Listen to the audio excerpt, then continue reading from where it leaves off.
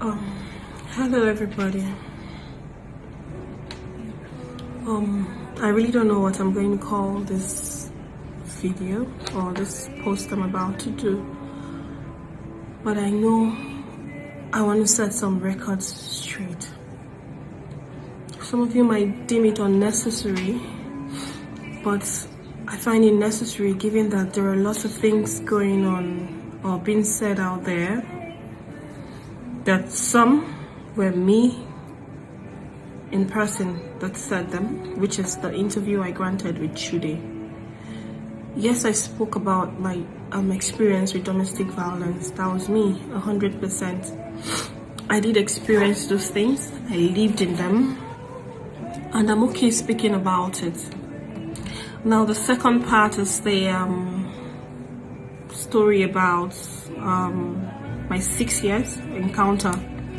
Now, that's also me, but those are documents that were filed in court. Now, I understand that once the document is being filed in court, it becomes public document. So I don't have control over those documents. It could as well be picked up and used to any point, or either from my end or from his end.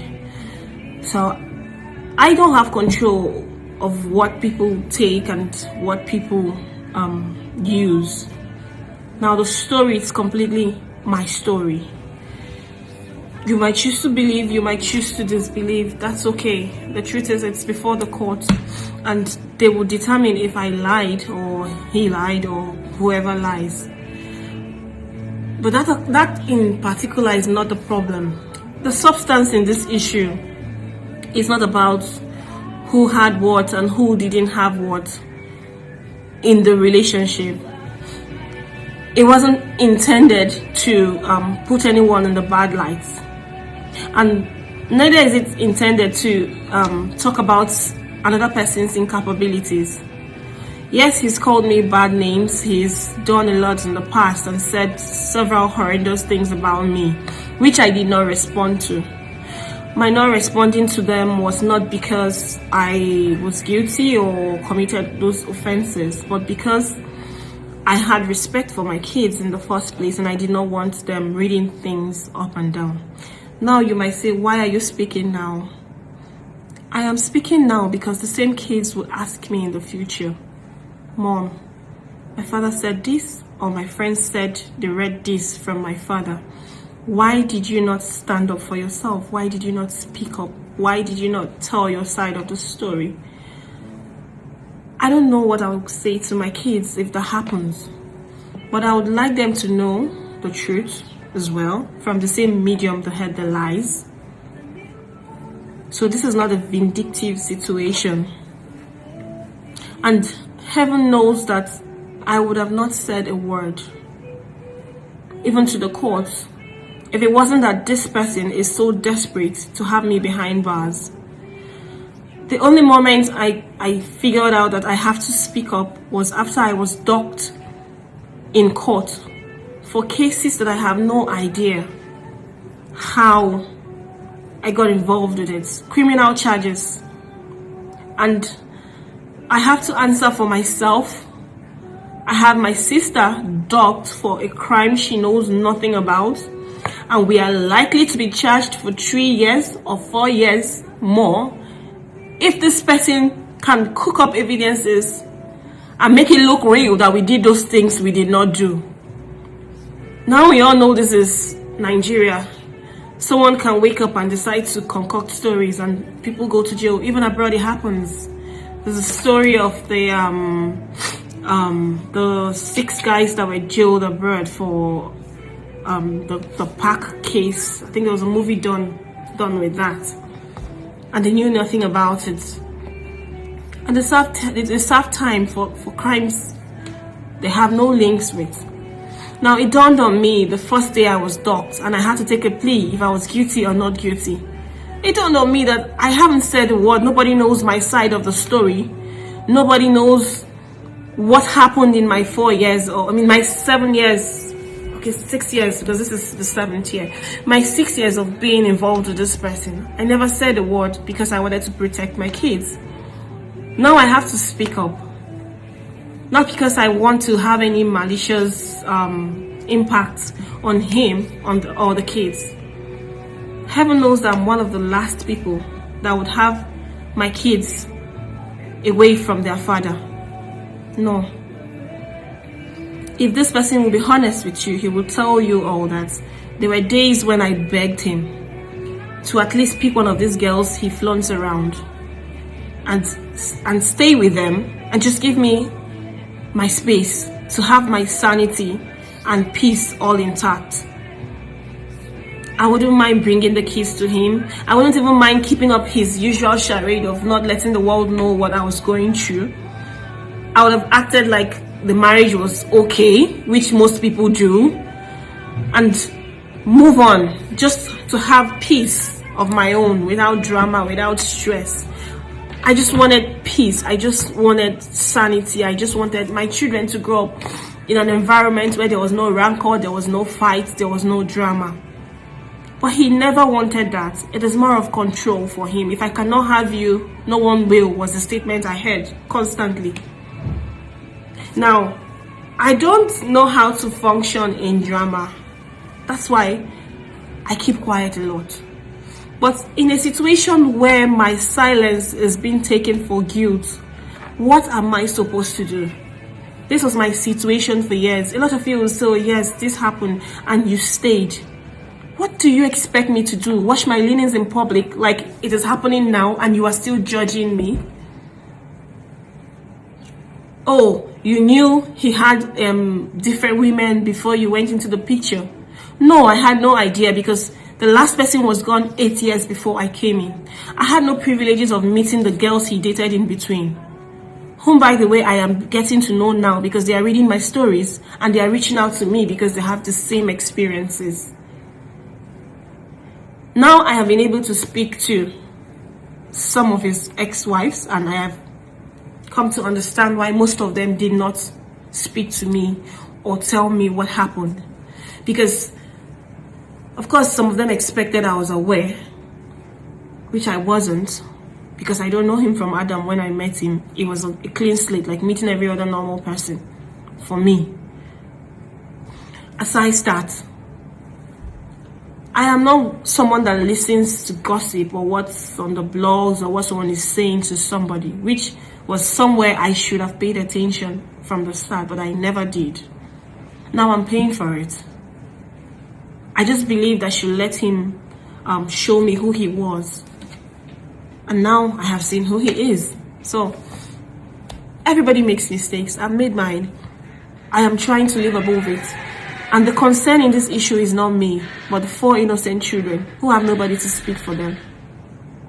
Oh, why is she going crazy? Why is she speaking? What am I supposed to do? Liam is 3 years old. He has a scar on his face. I don't know how that happened to him. I don't go to his school. I don't know his teachers. Yes, I figured where his school was later, but I can't storm his school without a court order. We are in court. There are certain things I cannot do. Not everybody handles things in a street manner. I'm not that crazy. I'm not wired that way. I just have to wait for things to play out. Now it feels horrible as a mother if you would just have to sit and watch things play out. Watch your children from videos that mothers who attend the same school with your kids will send to you. Have mothers from the same school reach out to you and tell you that your children came to school in dirty shoes and clothes because they are allowed to be looked after by nannies. Now, how am I supposed to feel? I'm in court and the lawyer says to me, uses derogatory words to me, and then I fought back and gave it back to him, and then the panel hears our shouting and invites them in chambers, and then he goes in there to throw it in that one of my sons has COVID, And that's the reason why I would not be allowed access, because the ruling was for me to have access to see my children this Christmas. Now, to make up for it, they would say one of them has COVID, so I'm not allowed to see him. Apparently, he doesn't have COVID. He threw that in just to block me from seeing my children, because the order was for me to see my children. And I'm supposed to keep quiet. I'm supposed to say nothing. I'm an adult. I can fight for myself. Liam is a child surrounded by nannies who his father apparently treats the way he likes, and they might have their personal vendetta hidden somewhere. They might decide to treat them the manner their father treats them sometimes. Forget the media charade. They are being scared to come out and tell lies about me. If you go on my page, you will see videos of me and these nannies playing, spending time together with my kids. If I was as mean as I've been painted, I wouldn't have those situations with them. Those videos were as natural as possible. They are not those cooked up videos of staff who want to come and say stories because they are being paid for it. So I'm supposed to sit down, watch my last son injured, and I say nothing because I'm not supposed to speak. I'm sorry. I'm not dead, I'm alive. My children cannot live like orphans while I'm still alive. I'm very much alive and I would fight. It can only take a while, but I know justice still prevails in this country. So I am prepared to fight till I get justice for my kids. They deserve to grow with their mother. They deserve to spend time with their mother. They also deserve to spend time with their father. But the rightful thing to do is to let their mother, who is alive, raise them, and not nannies. Forget the stories of their mother being insane. I am not insane. I have had psychological evaluation since that's the point he wants to come through. I've done that in Nigeria. I've done that abroad. So I'm waiting on him to throw that in one more time. The drama from this man is just too much. It's not coming from a place of hate because he knows me. He knows very well that I don't like drama. That's why it took me this so much to speak. This is over a year. I left him August 2nd, 2020. This is December 2021.